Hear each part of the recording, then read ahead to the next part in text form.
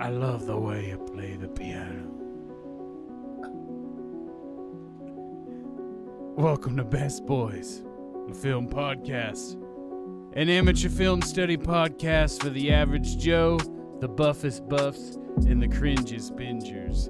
And for 3 keys, I will perform a podcast with you with my brother, professional Hollywood videographer.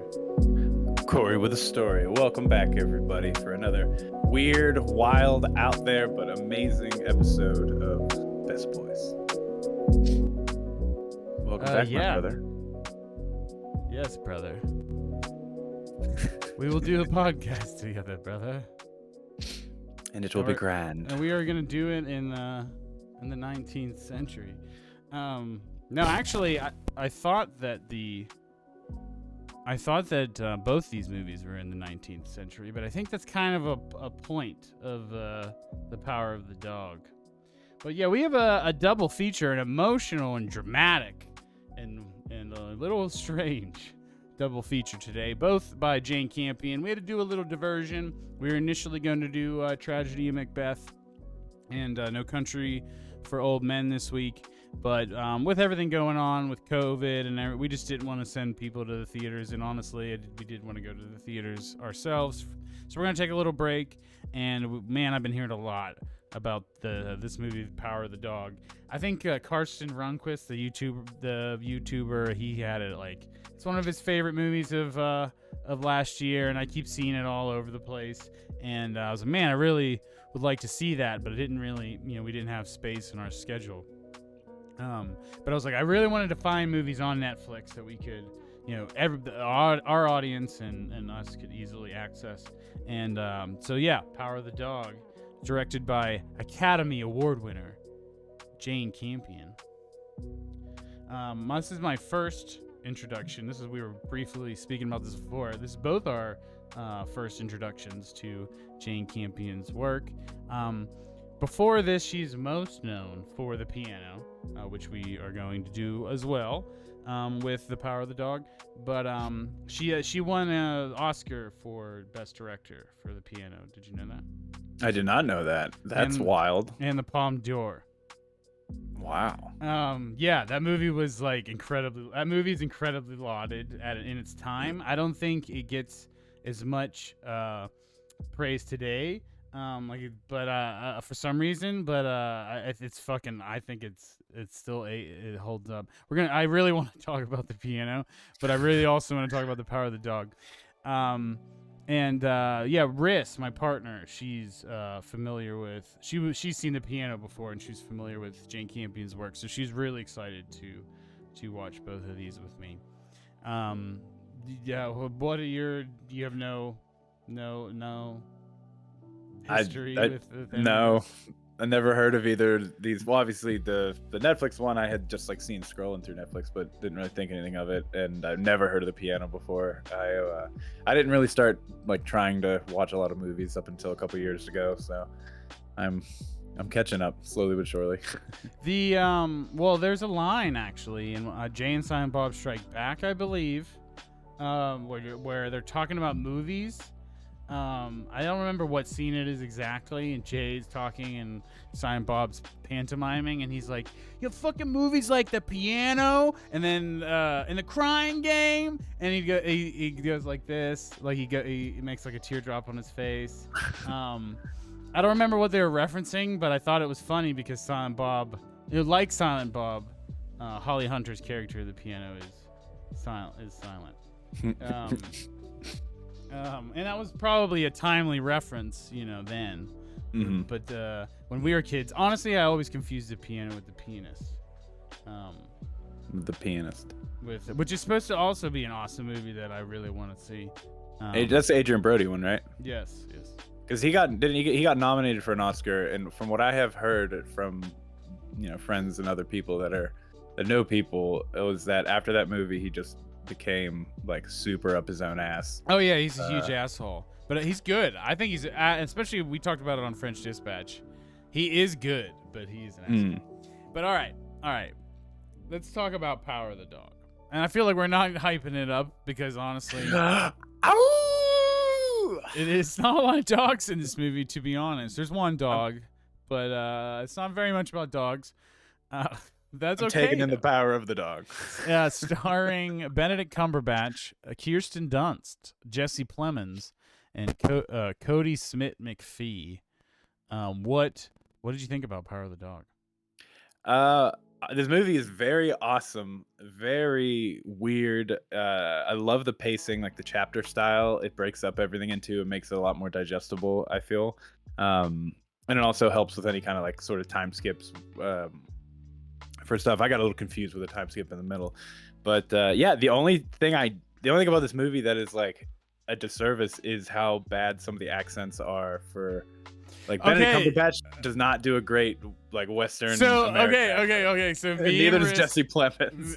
Jesse Plemons has like a permanent little drawl, but it's not exactly Southern, and it can like sneak in. But so this is me and Riss talked about this for the first half of the movie, maybe like the first third. We were like, there's so many subtle. This movie has so many layers. It's like a Shrek. It is like an onion narratively. It's not like this crazy deep shit. It's just like a very complex narrative disguised as a more simpler one. And oh my god, is someone who really gets off on attention to detail.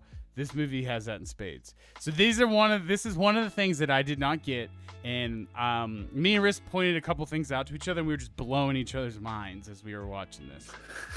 So hype. Benedict Cumberbatch's accent is terrible, and I could not get over it. I was like, can't get past his accent. It's the first half hour of the movie takes you out of it almost. It's so bad. Yeah, I'm like, holy shit, I can't get past it. I'm fixated on this shitty accent. Everyone else is fine.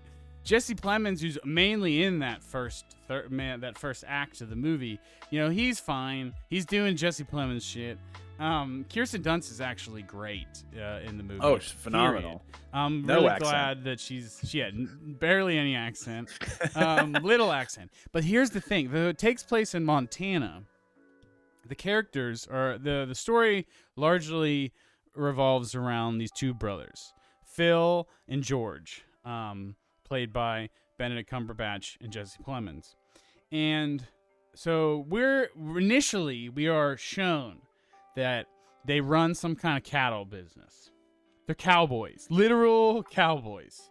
Honestly, it's not really obvious on what the date is, but then we get it told multiple times that it is the early 1920s. I think it fully set in for me when somebody did a flapper dance, and I was like, oh shit, this is not cowboy times. Like they're obviously cowboy. The business of it is still exists to this day in various forms. So, I don't know. I thought that was interesting, the setting, first off. Then you have Benedict Cumberbatch. Huge asshole. Fucking huge asshole. This guy's got some shit going on. And he's using this accent, and I'm like, man, Benedict Cumberbatch sucks. Like, he is better than this. And then we learn, as the story goes on, that they're rich. And like they're the owners of this big, it's not just like they're cattle pushers. They are the owners of this big-ass company. Then we find out that they inherited the company. They are not made from nothing. They, were given this. Then, at the dinner, so I'm skipping a lot of shit in terms of the first act dealing with Jesse Plemons and Kirsten Dunst's relationship because it isn't it isn't actually a main part of the movie going forward. It is like in the background to the conflict of it, but the main thing becomes Benedict Cumberbatch.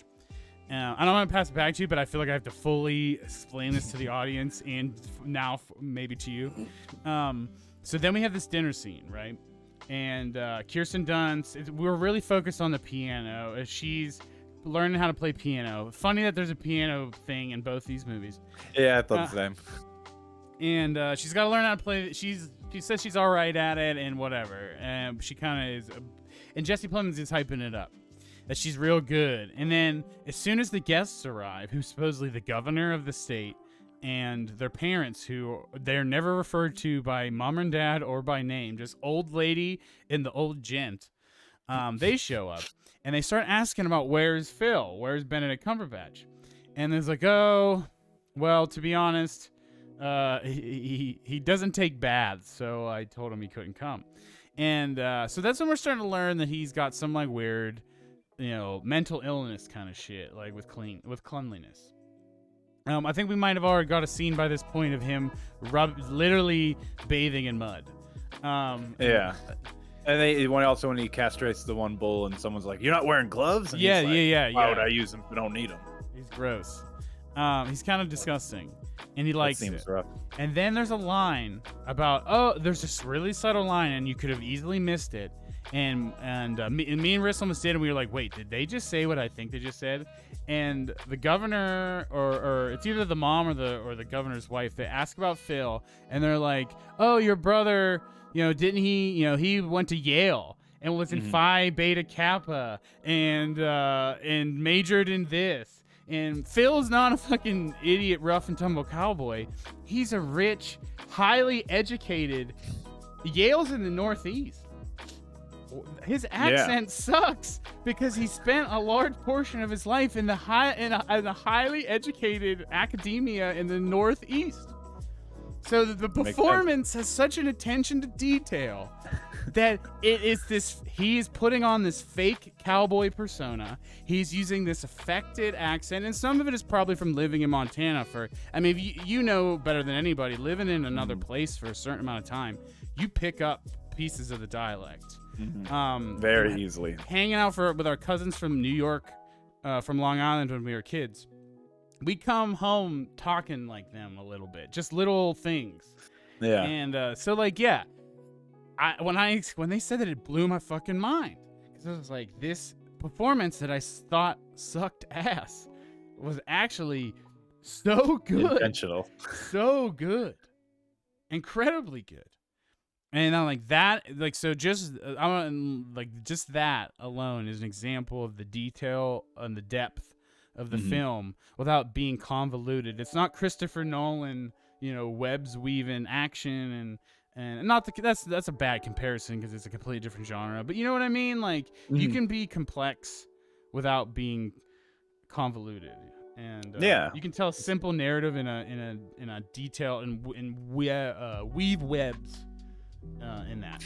Yeah, I mean, every little different subtlety in a dialogue delivery or a character look or emotion or action can just, create so many nuanced threads in the background just to get you thinking about what it can do, and then ultimately what ends up happening. And it's just fucking, it was wild. The whole end of this movie was just wild because I didn't think I thought that it was going one way with the boy and yes. Benedict, and we haven't really talked about the boy. Well, yes, yes. So like that, I wanted to use this as an example of the because the ending shit I didn't even get because I was so focused on what you thought the plot was.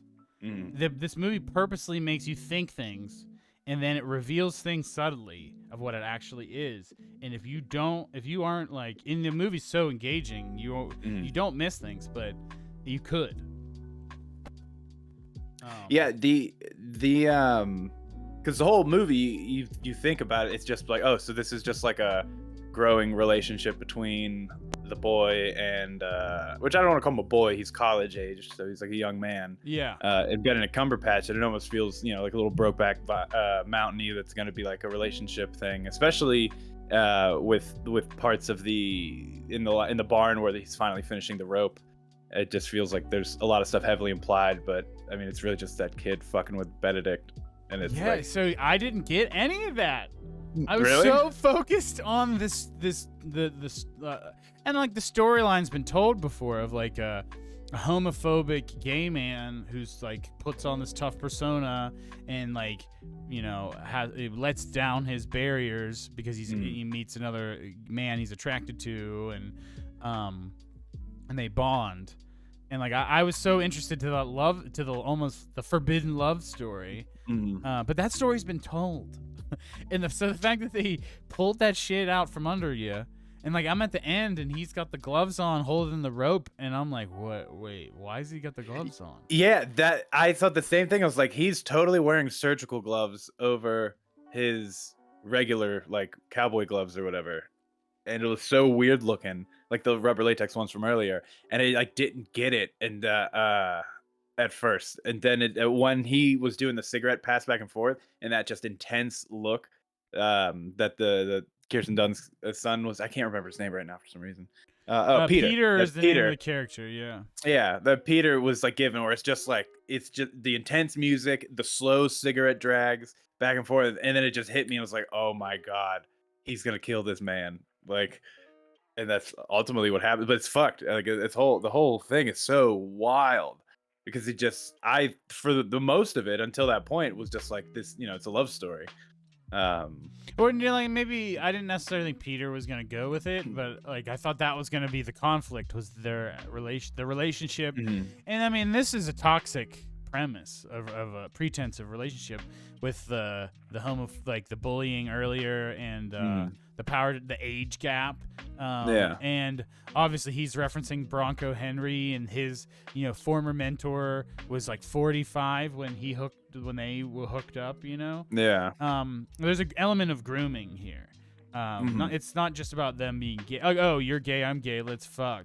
It's like, I'm an older man and you're a younger, you're not young, you're not a teenager, but you are gonna be. There's a power dynamic at play, and he's literally being groomed by Benedict Cumberbatch. And I think Benedict Cumberbatch underestimates just how smart and how cunning Peter's character is. The big scene that I think about, and we haven't really talked about, like, we keep talking about moments in the movie, and not the plot sequentially. And I don't know if we will. Because it's like all these the moments of this are just so interesting, and I think you should really watch this yourself. And like, I'm not going out of my way to avoid spoilers or anything, but I really think people should watch this movie. I think this is my favorite film of 2021. It's like, and that's what I was like that's why I felt weird about making a list, because I know there's so many movies I wanted to see that I didn't see yet. This was one. Licorice Pizza was one, which didn't end. I don't know if it would even make my list. But this, I think, might be my favorite movie that was released in 2021.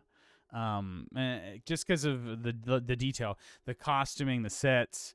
The score, which is done by Johnny Greenwood, who's from Radiohead. He did fucking There Will Be Blood. He did Licorice Pizza's music. Yeah, wow, we keep ended up with him. 3 in a row, 3 movies in a row.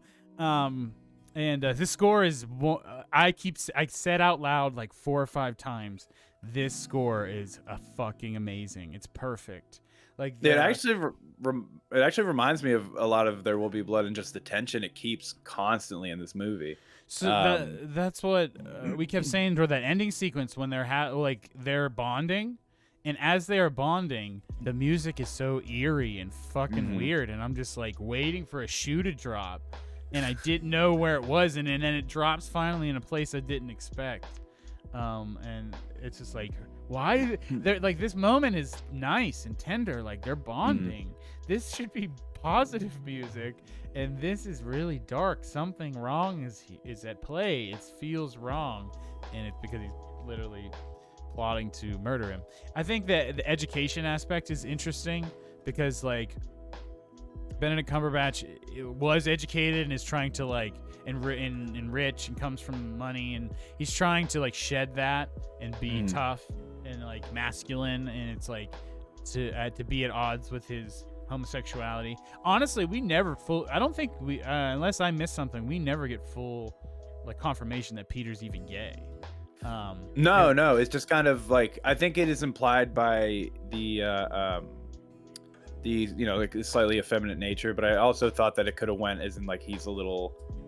I thought he was autistic. Loosely on the spectrum or something. Or yeah, because of the comb and the hula hoop thing. Yeah, and the collecting the collecting, the scrapbooking. But he's very educated. He's very smart on science. Where I think they mentioned that Benedict Cumberbatch's characters, like when he was educated, it was in like humanities, like it was like more social stuff.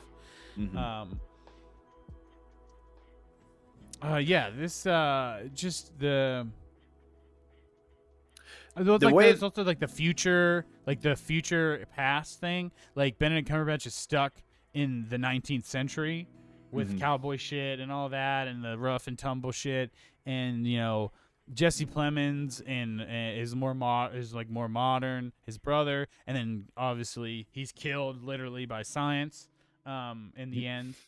And I thought that was super interesting. And I don't think Benedict Cumberbatch knew about anthrax, but he mentions it early in the film. He mentions one of the cattle dying from anthrax in the beginning of the movie. It's like a loose offhand sentence, like right in the beginning. But the not wearing the gloves thing really establishes that he doesn't. Yeah. He didn't understand germ theory, or he doesn't understand, like don't fucking handle rotting meat while you're cut on your hand. It's like that. I've been doing this for 40 years and I haven't died, so I'm not going to change yet. Yeah, exactly. That's exactly it. And he was done, but in the end, he was done in by it. So I wanted to say about the grooming part of it. So I didn't pick up that aspect of it only because of because the way I looked at it was at the end he's so desperate to get the boy the rope, and I feel like that comes from he wants to be Bronco. He wants to be Bronco.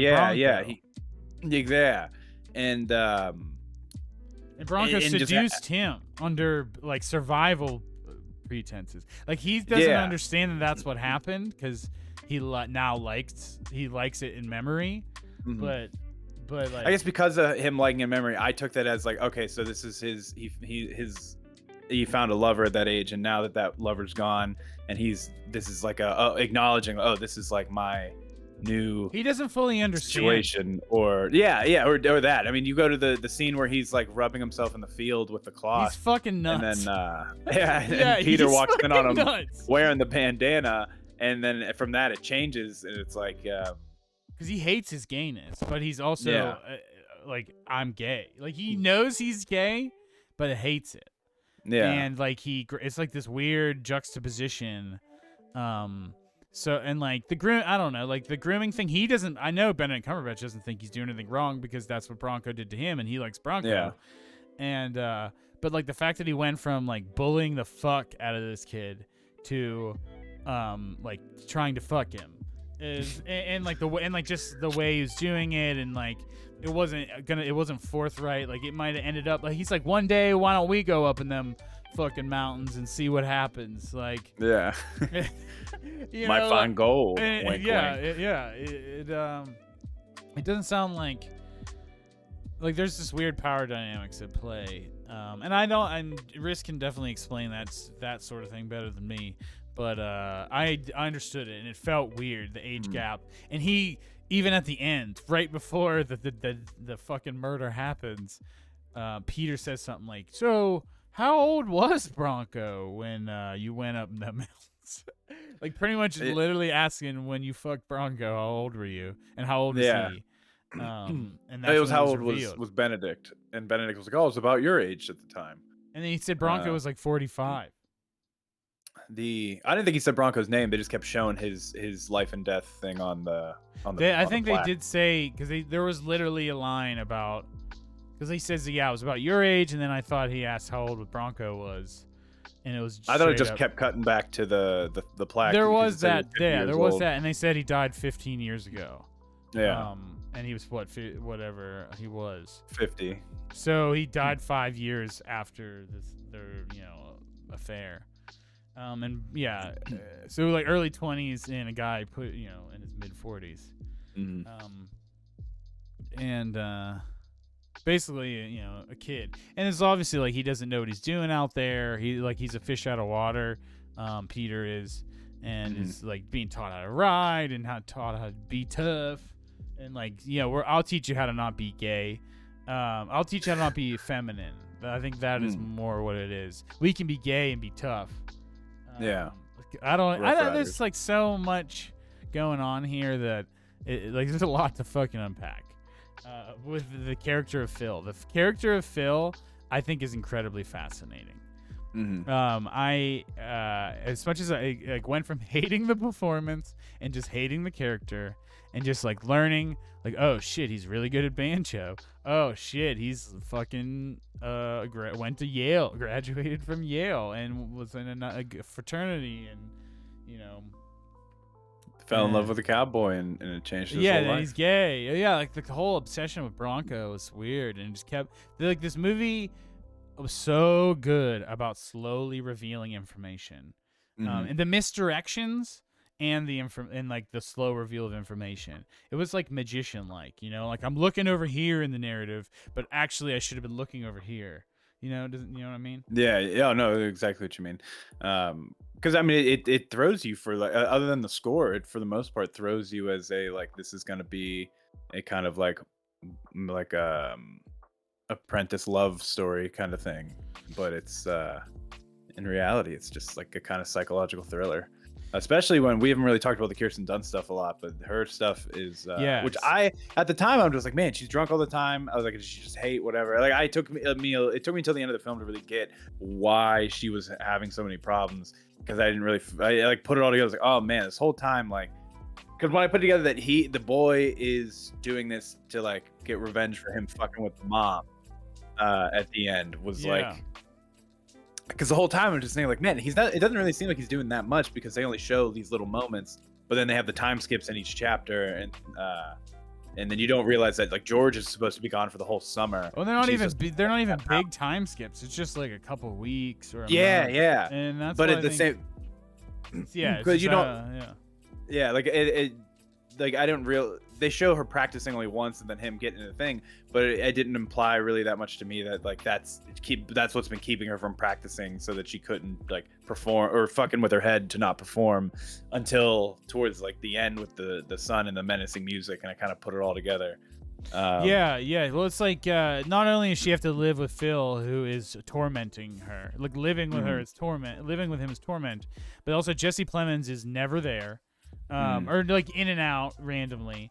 And the moments that like we had that, we didn't talk about the first act with the love story between Jesse Plemons and Kirsten Dunst, who are actually partners in real life. They just had children together, I believe. Wow, I didn't know that. Yeah, that added a dynamic to the film that was really cool.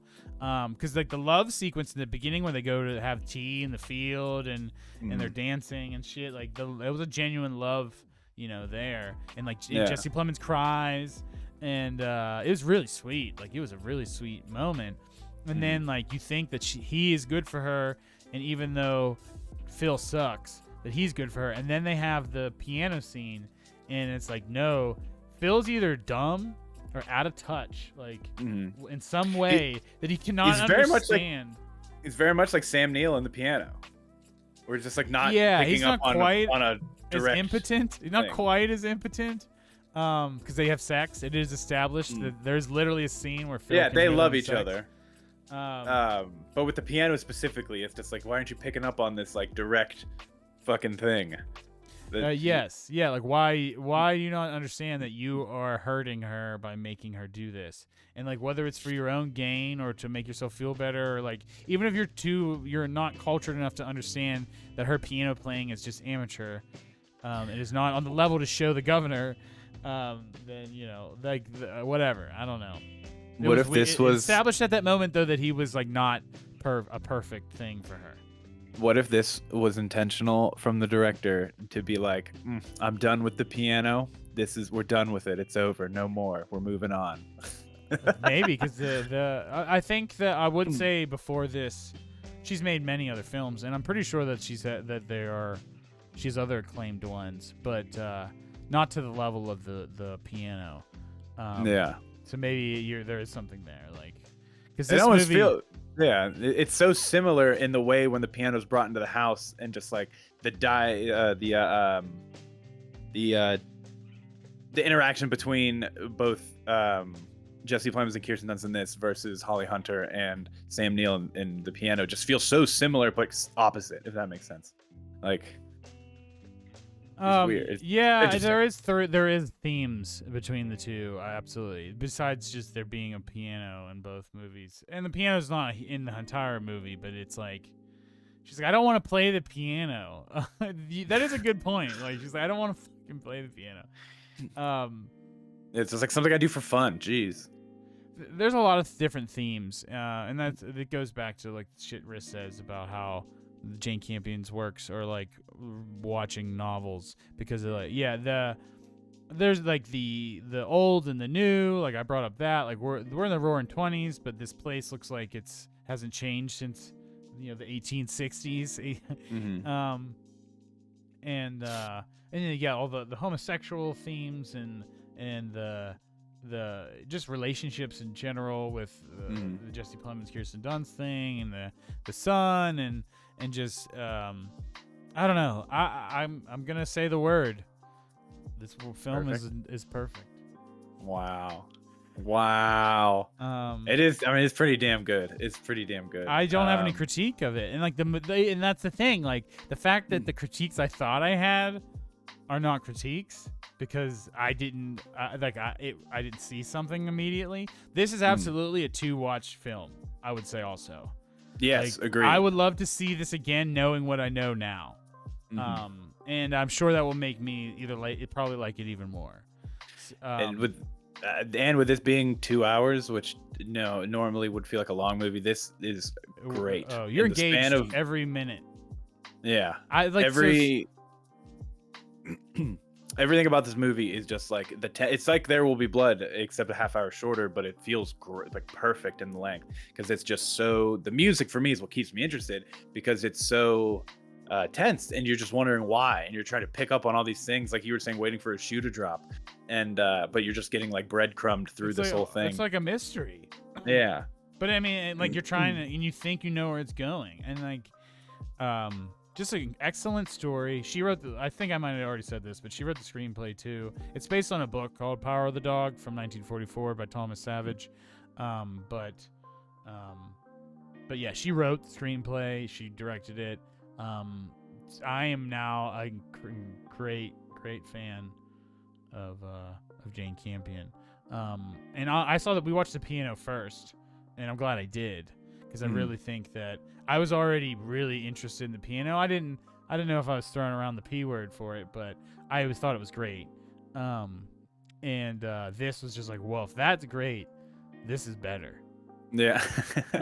And don't get me wrong, everyone watched The Piano because I think these movies are really they really deserve to be watched together. To see the growth, because there is absolutely growth.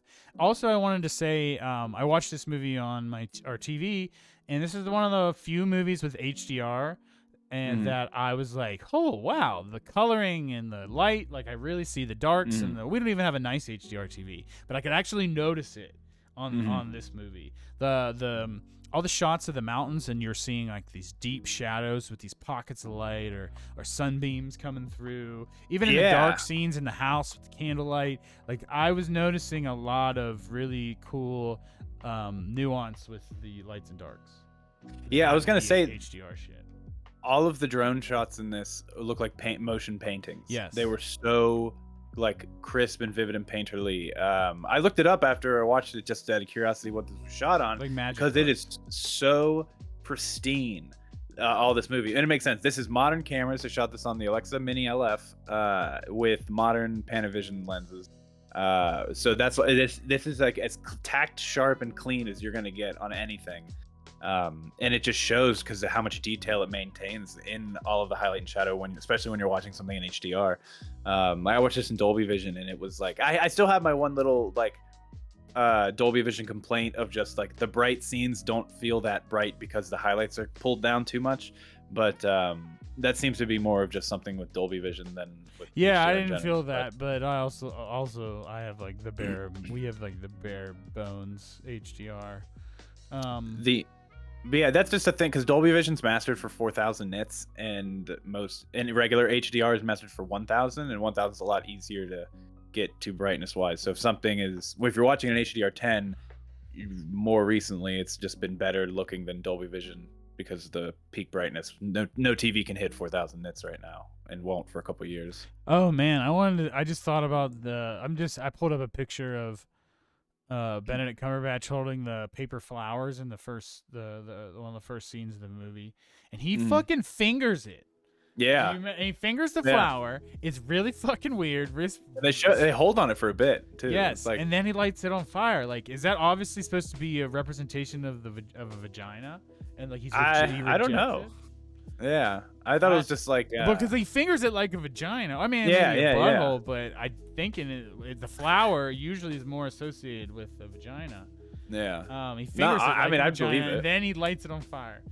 Just the amount of symbolism in these that's more obvious in these movies. I would not doubt it. The way that she does that shit. But also a sign. I love signing your own stuff is plenty fun as well. All right. Is there anything else you want to bring up about the Power of the Dog? No, it's just beautiful. I mean, we didn't talk a lot about the cinematography till the end there, but it is so pretty. I mean, it it's is technically so fantastic. Yeah, it is. The lighting is just perfect on everything. Everything feels. I love that it's one of those movies where it's just one set, one location, and it's just empty. It's kind of like Lamb in the sense where it's one house in the middle of nowhere, just surrounded by mountains, and it's just absolutely beautiful. The cinematographer is Ari Wagner. She is from Australia. She was a cinematographer for Zola. Interesting. And this is the exact a movie with texture and grunge and shot on film. Look at the two versions of shooting something old and old lenses and vintage versus what the brand new of technology is doing, and it's quite the contrast.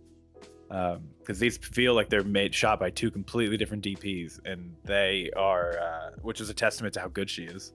Yeah, yeah. Honestly, this is great. This is a great thing, and I think everyone should watch it. I think even people that aren't into like 2-hour dramas, I think they'll like this too. Mm-hmm. Do you think it would be nominated for Best Picture? This is Oscar bait. Fuck Belfast. No, I mean I like Belfast, but this is my pick. This is better Oscar. than Belfast for sure. Yeah, this is my pick for Oscar. Right now. But what are you giving it? Unless you got something else you want to say.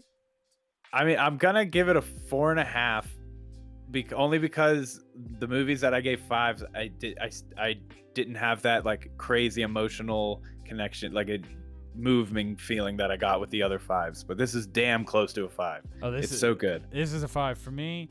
I almost cried with the emotional moment with the whip when he's like that fucking. I stole all our hearts. What are we gonna do?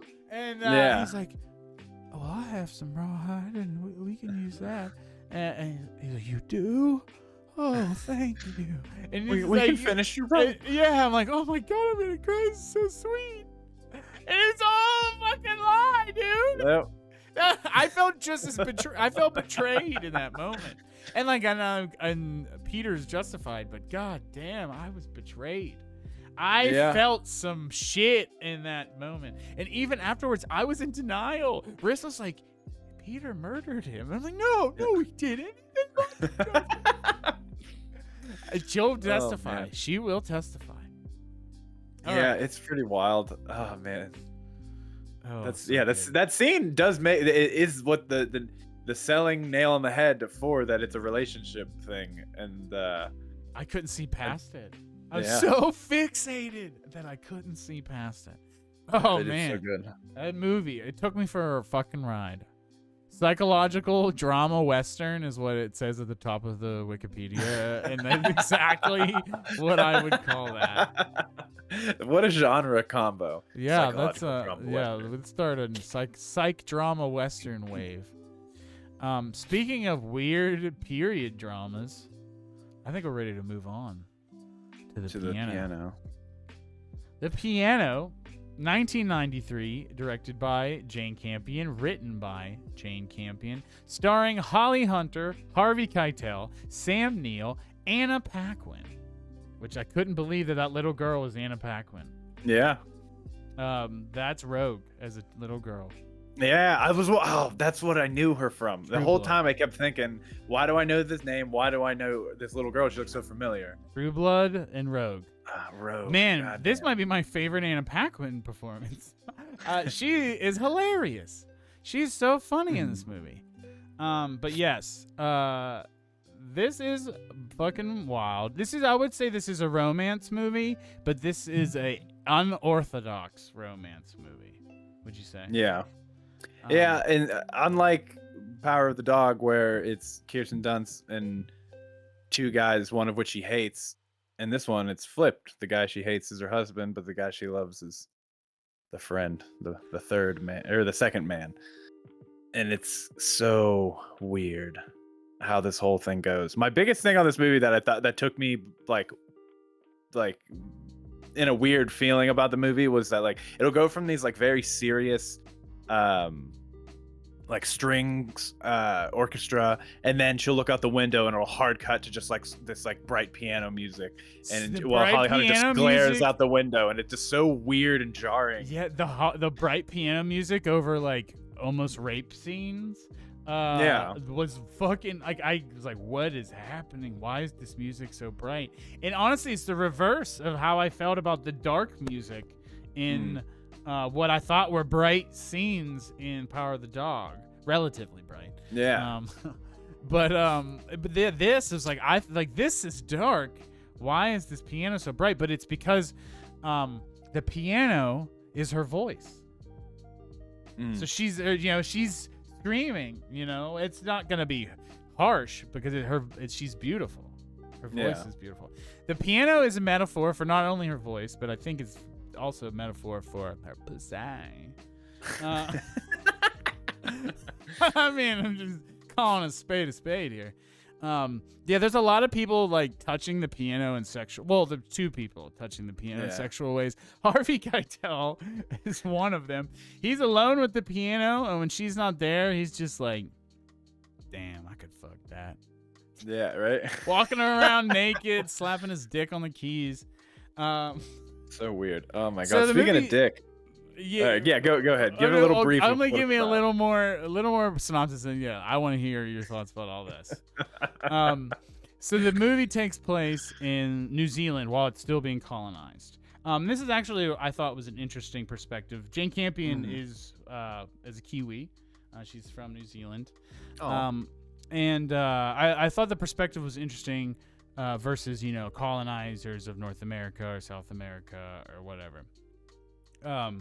Of colonists of those places, because there is a different relationship that the Maori people have with the colonists, and to this day, like their cultures are very much more intertwined today in New Zealand than Native Americans with America or Canada or whatever.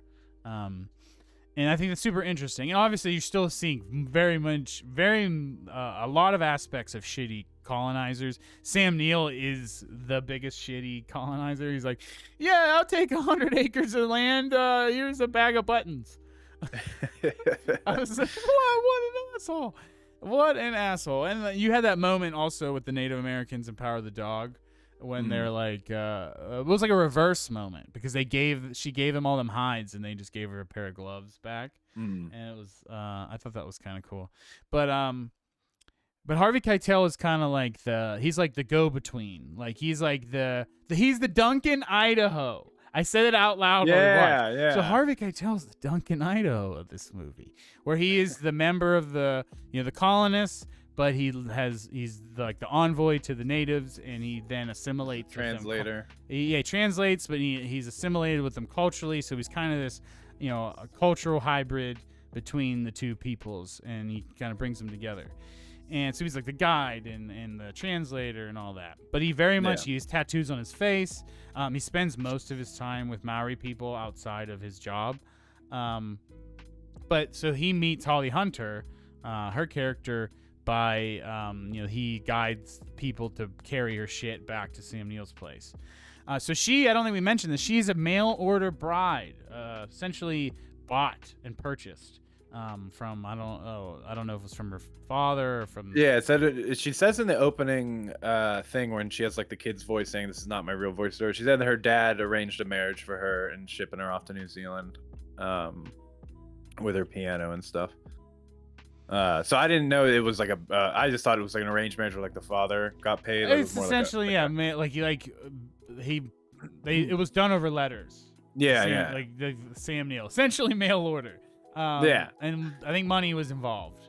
So she's not happy, and Sam Neill is at first he's not obviously an asshole, but he's definitely very anxious and unsure of himself. He's not confident at all, and whatever. And she doesn't really give a shit about Harvey Keitel until Harvey Keitel is the one. She realized that she needs him to get the piano back. Like, will you please help me bring the piano back to Sam Neill's place so I can, have my fucking piano. This is my other than my child, it's probably the most important thing to me in the world. And arguably, maybe more than her child, the way that she lets Anna Paquin run fucking wild. Yeah. So he, brings it back, and but now he's like, I'm gonna buy it. So it's at his house, and then this is the main premise of the movie, is that he's like, oh, you can have the piano back, but you have to give me lessons. And it starts out as lessons, but then he's like, oh, I don't actually want to learn. I just want to watch you play. And then it becomes, I don't want to just watch you play. I want to look at you, really look at you, creepy look at you. Then it's like, I want to touch you. And then she's like, oh, 3 keys to do this. They start bargaining with how many keys of the piano it is. The first time when he has the conversation of he doesn't want to learn, he straight up says to her, the line is, and I wrote it down, I just want to do things while you play. And I immediately was just like, does he just want to jerk off while she plays? And lo and behold, he just jerks off while she plays. Like, yeah, it's literally what it becomes. Like, he is a creep. But there's this weird, it's like prostitution, and he mentions that there's a line like, this shit is making you a whore and me wretched for making you do it. But there's this love between, there is feelings for each other that develop, and he's very aggressive, and he's very much the opposite. He's very much the opposite of Sam Neill. He's rough. He's got tattoos on his face. He's ripped. But he's very aggressive. He doesn't have money. He's poor. But apparently has a huge dick, because there's a scene in this movie where all the natives are talking to him and fucking with him about having the biggest dick in the tribe. Yeah, they're just like, why don't you use that thing? It's such a waste that all you do is sleep on it or something. Yeah. And it was just like, what the fuck? Everyone's talking about this man's dick. Yeah. Well, it's like he's the sexual being, and Sam Neill's character is very flaccid and impotent. That is definitely the way I describe him. He's a coward. He is a cuck. I would. Wholehearted. Yeah, I hate that word. And watched the whole scene. I hate that word because of the way it got used in the 4chan world. But he is, in the classical sense, getting cucked by Harvey Keitel. And man. And he kind of I wondered if he was gonna jack and watch, straight up. When the dog started licking his hand, I was like, what the fuck? He's gonna start jerking. I was like, no, don't you do that. He's gonna put peanut butter on his balls. Don't you do that. And then he tries to get better angles and shit. The nudity between, not just Harvey Keitel, we do see Harvey Keitel's full length.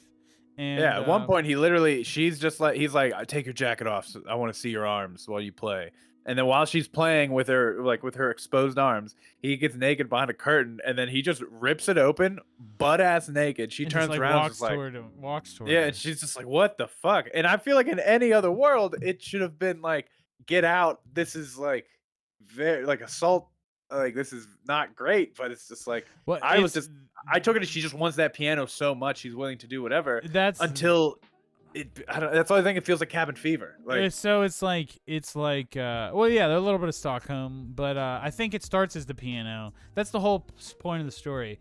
Is it starts as being about the piano, and then she does fall in love with him, so that she doesn't stop those things, because he straight up bargains. He doesn't hold her down and rape her. He's like, I'm gonna get naked in front of her. He does uncomfortable things that are definitely for today bad. Wrong. He sticks his head up on her dress and just starts rubbing it against the hole in her. But sock. she give me a couple keys and fine. If it gets me the piano faster, fine. And then she's like, there's this slow transition from that to I actually want this sexually and romantically. It's just like a romance novel, but it's a weird one. That's what this movie like. I picture romance novels to be kind of like this, but not as not as interesting of a story and like well written and like the metaphor and shit. That's probably why Riss likes it so much. But you know who I feel bad for the most in this movie Yeah. is Anna Paquin. Because you start out, you know, she doesn't have a dad, and then they're going on the way to the trip. She's like, I'm not gonna call him Papa. I don't care what anyone says. And then by the end of the movie, she's calling him Papa, which means I'm guessing that he's a good dad to her. And I then, don't know. like, Yeah. everything seems fine. I honestly was like felt bad for Sam Neill until he cut her fingers off, and I was like, oh, you're just fucking nuts. Like you can't handle that. You can't handle this. Yeah, exactly. That Sam Neill sucks. Well, I think you're supposed to think Sam Neill sucks by the way he treats the natives. Yeah, like he swindles the natives out of land. Sam Neill is just so dumb. Read The Room about the piano the entire time. She's literally like, don't take anything else but the piano, and I'll be cool. And he's just like, what? Yeah, Crazy. that's exactly his issue. Is he still is trying to be like, I bought you. I get to say what goes, and like not actually treating her like a person. And he's more like she was more like property. Yeah. Whereas Harvey Keitel is like worshiping every inch of her, and like her skills with the piano, but also her beauty. I wanted to bring up. I don't remember now. With the metal finger at the end, she gets a metal finger, and there's like this extended ending with they're taking her to wherever they're going, and I think I think they're going to another part of New Zealand maybe, and I thought they were going back to the UK. No. I have the wiki up. I guess they went to another part of New Zealand, to Nelson. There's a city that they were getting shit from. They weren't in a big city, they were just in like a they had like it was more sparse out where they were at, more land, and they were moved into the city, into Nelson.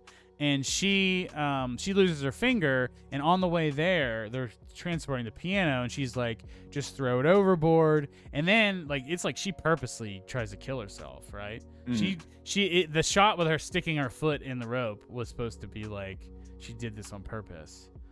To just like die with the piano. Her life wasn't worth living without the piano, and then I think she realized it was, and then kicks the shoe off, and then then they happily ever after that. Yeah, especially because at that point, like the piano, all this fuss and ruckus and everything over this piano.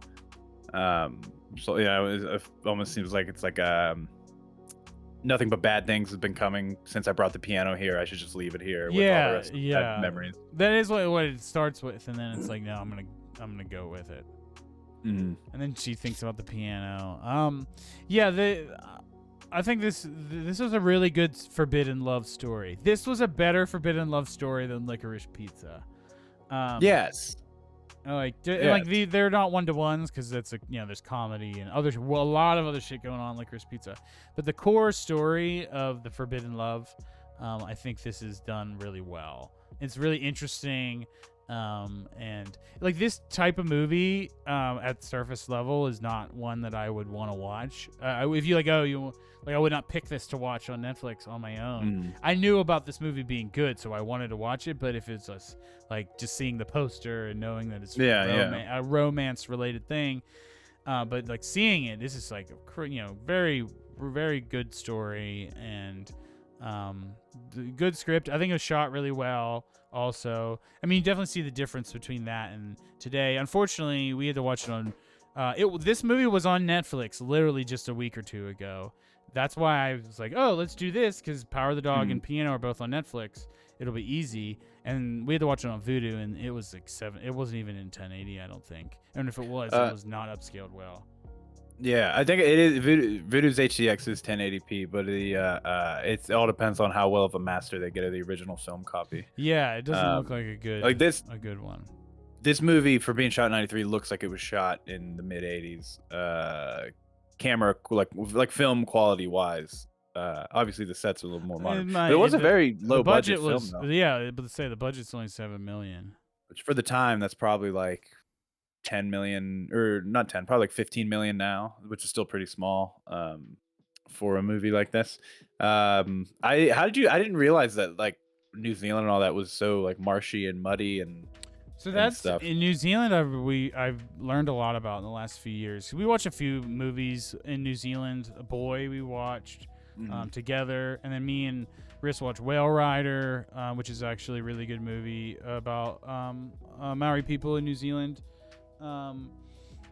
And so then we just started learning about the culture and the history. And did you know that New Zealand was the last place that megafauna existed, like gigantic birds and mammals, like dinosaur-sized shit? Oh, I didn't know that. Yeah, like they were hunted into extinction by the Maoris, but it wasn't until like the 1700s. Wow. So it's like a land of the lost, kind of. Like it's like a prehistoric land, kind of preserved, and there is apparently tons of different like biomes on this fucking one island. I mean, it's big for an island, but small for a country. Like there's jungle areas, there are swampy areas, there are mountains and grasslands. Hunt for the Wilder People is another movie with Sam Neill that's in New Zealand, that Taika Waititi did. And you see like there's like shit that looks like forests that look like from North America almost, and then you go to shit and it looks like jungles, like a tropical looking thing. Really? Like That's yeah, wild. it's super. I really would honestly like to go there someday because it seems like the culture, the people. There's a lot of history there, and it's just like an untouched place. Yeah, Evan went there for his honeymoon. However, like what, eight years ago or so, and he said it's his favorite country, and he's never been to anywhere better. It's just so nice. The people are so nice. Everything's beautiful. Yeah. There's so much to do, and Lord of the Rings. Dude, that's why I was gonna say that. That's why Lord of the Rings is shot there. That's why a lot of movies get shot in New Zealand, with big, grass-scapes, forest-scapes. You can access a lot of different biomes, like terrain in one place in a short, drive, versus flying all over the world, to different locations. That was my little. I don't know everything about New Zealand. I'm probably maybe fucked something up, but that is what I have learned in the last few years. But yeah, the piano, it's great. This movie definitely tries to make Harvey Keitel sexy. And I don't know how much you've seen of how many Harvey Keitel movies you've seen. Do you know that he's the dad in Little Nicky? He's Satan in Little Nicky. Really? Yeah. Wow, I did not know that. Yeah. He's older, obviously. Wow. That's like 10 years later.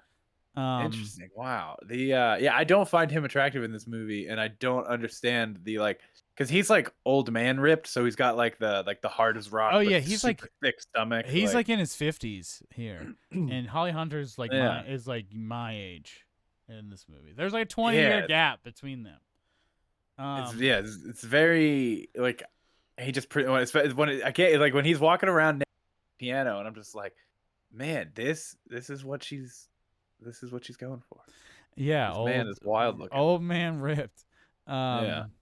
He's in a lot of early Scorsese movies. He's got a long, great career. He's a great actor. But that's what in the early days I think about is he's in a lot of Scorsese flicks. He's the wolf in Pulp Fiction. Oh, like the guy that comes and cleans up. Yeah, he's the wolf. Wow, I gotta look into this guy. He's a very good actor. He's in a bunch of things I've seen. Yes, he's a very good actor. He's getting old now though. He's still alive? Oh yeah. Harvey Keitel he's 82. Holy shit. He's wow, yeah. Looking at it, because he looks so much. His face looks so much bigger. Oh yeah, he's in the Irish movie. But in looking at his picture now, and he's like normal size looking. Like he looks so like thick and rocky. And he's very short in this movie. Holly Hunter is incredibly tiny, and he is very short for a guy. I'm pretty sure. Wow, he's married to. He was married to. Okay, sorry, I'm going down a Harvey Keitel wiki hole. Apparently, he's in the Grand Budapest Hotel as well. and From Dusk Till Dawn. I do remember that one. All right, so the piano. Is there anything else we want to talk about it? I feel like that it's easy to sum up what it's about, but just like it's weird and like the Yeah. score, the way it's shot, like there's a Do lot you? of interesting unorthodox things here that make it special. Yeah. Do you think Anna Paquin made the right decision by going to Sam Neill about the piano key at the end? Or do No, you she think? fucked up. She fucked up. Yeah. Okay. She fucked up. We screamed at the TV. No, no, no, no. That's why I was like, Anna Paquin was on Sam Neill's side the whole movie. That's why I was like, he must be a good dad because the daughter likes him Well, so I much. think it's because she's Oh, like because the mom has like left her alone for so long, so she's had yeah. time to bond with Sam Neill while she is fucking Harvey Keitel. You know. Oh man. Oh, that just reminded me of the scene where Anna Paquin is teaching all the other Maori kids to hump trees after she watched her mom and Harvey Keitel Yeah. get it on. Fucking. That's weird as fuck. Yep. So there's so much weird things in this movie. It's just you gotta see it to believe it. Yes, it's good. It's funny. Yeah, I got laughed many times. Mostly because of Anna Paquin. But yeah, The it was good. yeah, I loved the play at the thing because I was wondering the whole time what was like the purpose of it, but I think it was just to like set up to have Anna Paquin wearing the angel wings to run to Sam Neill at the end. I just felt like that was because she just feels like she's doing the right thing and going to her dad or whatever, but it just sets off this not holy event at all because it's downpour and axes and blood and it's so weird, so weird, but so good at the same time. Yeah, it's so good. Yeah, like it's not as good as Power of the Dog in my opinion. Mm. But boy, I thought it was very very good. I'm Yeah, ready to score it. I thought moments of this were jarring a little bit with some of like the music cuts and stuff like that, but overall, I think it makes it's sense. Like the music stuff makes sense. When like with the themes and things. But it was jarring. That's what makes it interesting. Is the mm. those jarring? I think tones. Did you feel like this movie was long at all at 2 hours? Compared No, because they're both 2 hours. no. I Um, didn't think either of I these movies were long at all. yeah, I thought Power of the Dog was paced very well. I thought this one just a hair. I started dragging the in the middle, but Yeah, I don't. I overall did. though, I was pretty. I didn't think not either of these dragged, and I was like prepared mm, to like. I'm always prepared to like look at my phone or like if I'm really not gonna be into something, and then I mm, always can't look away from the TV. But I couldn't do that for either of these movies. Like I was fully engaged to the movie. I didn't want to miss things. mm. And Riss, like I said, gave both these a 5. She was as engaged as you could be. So when I told her that we weren't going to the theater and that we were doing these, she was like, "Oh, yay!" She's so excited. Especially she's seen the piano before, like I said, so she knew what she was Mm, getting into. It's been cool kind of watching movies based on the filmmaker more than the film, because mhm, then it makes you try films. No, then that's what this whole thing's about. This podcast, but we were doing this before, and I was doing this before. Um, but it really makes you try movies you wouldn't have tried otherwise, and then you mhm, find out like, holy shit, this movie was great, and I would have never have known about it if I didn't randomly make myself try. mhm. It's also Um, just seeing like because it's we're at a point where so many things have been done before, but even when but watching the older stuff like the piano, which I know is not that old, but um, and watching them develop and seeing 30 how they're years. taking similar things and doing new things with them, Oh, and because like like it, it proves to you that there is something I think that always like there's nothing new. Like I agree with both sides of it. Like I am mhm, never somebody that's like there are no new ideas left. I think that's horseshit.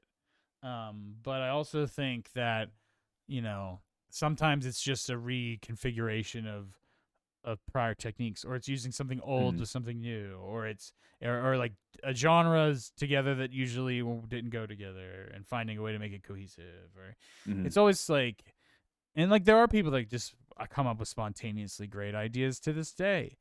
Um, and just technology and the times are always going to breed innovation. Especially with how like easy it is to get a camera and make something now, And yeah, make more content and people make time. able to make a movie. Yeah, that's the Mm, other thing. That helps. I think that's what was a big part of music in the 2010s. yeah, Um, more saturation, but like more standout at the same time. yeah, it's harder. It's more shit to sift through, but you have more people with access, so you're gonna see. There's gonna be more interesting things even made. Mm. Um, but yeah, what are you giving the motherfucking piano? I think I'm gonna give the piano a 4. I'm giving the I piano really 4 also. I liked it a lot, but it's I still think a lot of the extreme coming on to stuff in the lessons is wouldn't fly as well today, I think, or it just doesn't sit well with me. It's like just like licorice But pizza or like whatever. yeah, yeah, it's It's just like like does it that's your I don't think that you're supposed to I buy the love story though in this. I didn't yeah, buy the love story in that. And honestly, I wanted to say this and I'm gonna now that we're at the end of the episode, I think it's okay to bring up a prior episode. But I read that there is people, and I don't even know if this is PTA's thing. I didn't read that deep, but I heard people saying that you're supposed to walk away from licorice pizza thinking that they love each other, but it still has this deep friendship, and they aren't. You're supposed to think that they're gonna be lifelong friends, and they're not gonna end up together. they kiss and tell each other that they love each other so Yeah, much. that's what I said too, or that's what What I the thought fuck? too. But What the fuck? But if How- that's true, I can like, stomach the ending better. Like then it's yeah, more nuanced than I thought. But I don't know if that's just people adding. Sometimes people add nuance when there is none, and I don't yeah, like that. I like yeah. I like it to If be for real. if it came from the creator's mouth and like it is what it is, definitively I sure, would you yeah, know. but if people are just saying that, I don't know. If Like, I agree. But hey, hey. I gave this right? a 4 also. I don't know. It's great for sure. I don't even know what I would say about it. Honestly, I think it's just mainly because this type of movie usually isn't the kind of movie that I gravitate towards. And Mm, maybe if it was, I would have like the risk it is. So she gave it a 5. mm, Like it is great, and I could see someone thinking it's a 5, but I didn't have like a huge emotional impact from this. mm. But Same. yeah, the love side of it though, the romance of it, I could see having resonating with somebody, Yeah. deeply. But all right, that's it. Dream That's of being Jane held by motherfucking Harvey. Campion, Jane MF and Campion. My pick for Oscars. So right now, I mean, I haven't seen everything, but from what I have, definitely better than Belfast. Definitely better than Belfast. I like Belfast was Belfast a lot, good. Yeah, Belfast was but good. I this st- what was I so if you and this is such an arbitrary comparison and it means nothing, but what do you like better, Belfast or the piano? I don't know. I had more fun with Belfast, so I kind of like I want to think I had lean more more that way. fun. I think I had more fun with the piano. I like the characters more in Belfast, like the all the I think different I like the people in the characters more town in the character piano. stuff. That was it's cute. I love the grandpa and the son and the grandson. Is I so good really don't together. like. I really didn't like how they did the ending stuff in Belfast. Belfast is good, but I think that it could maybe if I had to review it again, I Mhm. might even give it a 3.5 now. I think why I think I like Belfast more. It's just I like the characters more in Belfast. Whereas I like what they're doing from like storytelling and like score and thematically in There's no edge to piano. Belfast. I think that's Yeah, why it's I just don't fun. It's like fun, and I like the characters. Belfast has no edge, zero edge. It talks about a dark shit like with the subject matter with the troubles and Mm, whatnot, but but but it doesn't like the edge is just sanded off for me, and I think yeah, that's the problem. The piano has the fucking edge, weird edge. But all right. yeah. All right. So I wanted to. We're not doing terrible time. Is there anything briefly you wanna mention that you're watching or doing or working on or? Uh, Working on right now. I'm going to Florida on Wednesday for work. What am I doing? I'm assistant camera and B cam operator on just some talking head stuff, some corporate stuff down there. But it's a week long trip, so I am trying like hell to not get the cron. but I feel like I it's going to be inevitable. yeah, it's probably gonna be inevitable. I am. I'm just about to finish. I beat SMT5 last night. We got one of the endings, but it's not the Ooh. best ending, so I gotta play a little more. Shin Mm. Megami Tensei 5 for those not in the know. And then yeah, we're watching The Righteous Gemstones on HBO right now. It is really Mm. funny. And we are almost finished watching Peep Show in the thick of it, classic British comedy shows on Hulu. Nice. The Um, we finished the Doc Antle Tiger King documentary last night. oh God. It's only like 3 episodes, but man, that dude is fucking nuts and a huge pedophile. Yeah, I knew that those extra ones were probably cash grab mostly, but I was interested in knowing what The happens to that the Doc asshole. Antle one is only 3 episodes, and it's better than Tiger King season 2. I think. Tiger King season Uh, 2 was definitely just fluff. yes, Um, agreed. But what you give it, it's only 3 episodes. You'll it's wild shit. I This dude's life is watched. wild. Just on the subject of docs, I watched the Woodstock '99 Oh, documentary. Kylie and I saw that last year. That's really good. I watched that the other day. So the guy, one of the guy who started the first Woodstock, Michael Lang, he was the long haired dude in the Yeah. beginnings of that doc. He just died over the weekend, Oh, which wow. I thought was funny. Well, not funny, but wild. So I just watched it.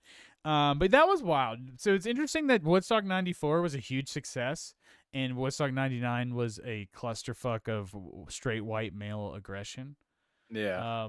That's what I got out of it. I couldn't get over it. Like the people shouting "Show us your tits" at every Mm. woman, and just like the sexual assaults happening in broad daylight, and it's just all white people in the crowd, like as far as Yeah. I could see, and it You've was got the offspring telling people not to grope yeah, people. stop Right. raping, and just like the destruction and Mm. how like the people that put it together, it was like Firefest before Firefest.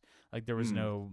no, the bathroom situation's terrible in the showers and all that. I don't know. I watch it. It's a clusterfuck, and it was fascinating to watch because we were alive during it, and Mhm. it was super. Like we were connected to the culture of the music and of the time. Like we were into Limp Bizkit a little bit Corn and all and that. DMX and things, and but seeing it from people in their primes and like just fucking like it was violent and aggressive and whatnot. It was masculine shit just turned up unchecked. And think about like WWF Attitude Era Yeah, and yeah, like yeah. so much like show us your tits was just like a thing that they shouted at wrestling all the time and just sex was everywhere and women were objects. I feel like that we are just now getting past like the full deconstruction of that era. Yeah, the 90s were like Late everything 90s was the extreme. specifically. Yeah, but that was the extreme era though. Late Everything 90s is when it in got dark though. That's when it got like it wasn't just extreme, it was aggressive, it was violence, it was break stuff. mm. It was, Yeah, yeah, anger and angst and everything. yeah, in the well, I think someone in that and this is the last thing I'm gonna say about the documentary. I'm sorry, I just really wanted to talk about it. Um, somebody was like, I think Jewel said this, the singer songwriter. She was like, it was just a bunch of straight white men, the typical thing. But she was like, this was a time when they had nothing to be angry about. Upper middle class. Like Yeah. there was nothing going on to be. The economy was thriving. There was no war. Like there was nothing to be upset about. They had nothing to rage about, but they just raged anyways. Yeah, it's like I guess you It's have there's nothing fascinating. else to channel Just it. to do So it, just yeah, yeah. yeah. Just to do it, your own like the own issues with your like just like the issues with masculinity and whatnot. Mm. Um, not that it's bad as a whole, but this is when it's unfettered. All right, that was it. Thank y'all for listening to Best Boys, and we will be back next week. Make sure you follow, subscribe on all the things. Facebook is where I make a lot of our update posts. But we are the podcast is on YouTube, the video podcast, and then everywhere that you can listen to, you can find it as well. You can Yeah. follow me and Slob Thomas, and you can follow him at Kory with a story with I a K. pointed That at the is. screen. I pointed at the screen because like your head is on one of my screens, and I point at you like you're in the room. If it's like they don't, I can't even see you. they So don't know what I'm. So actually, on the OBS, I'm pointing away from the screen, so it's not towards you. So if I really wanted to point at you, would have to do it like this. So, all right. See y'all next week. I think we haven't decided what we're watching yet. Oh, yeah, I don't think we have. It's not on the calendar. No, we're out. We're past. We're in the. Wow. We're in the Wild West now. Holy shit! What do we do? Where do we go? Let's see if Red Rocket's on. If Red Rocket's on streaming, I think we should do Florida Project and Red Rocket. Let's see if we can find that. Pre-order movie, no. And then Tragedy Macbeth is not on streaming yet either. I don't know. We'll have to figure it out. Don't want to make these people. So look for the posts. Look for the bat signal. We will be back next week. If all else fails, we'll just do Taxi Driver or something. That's a good backup. But see y'all next week. Have a good one, and bye. Later.